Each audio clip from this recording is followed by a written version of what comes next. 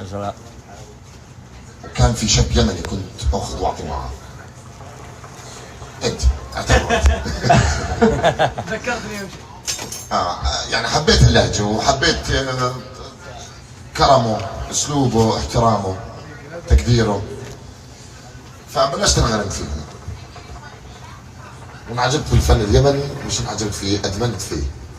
حتى هاي الخال يوميا بروح على الدار يشهد الله الفن اليمني ما بطفي. الله المستعان. ننام ونصحى عليه. والله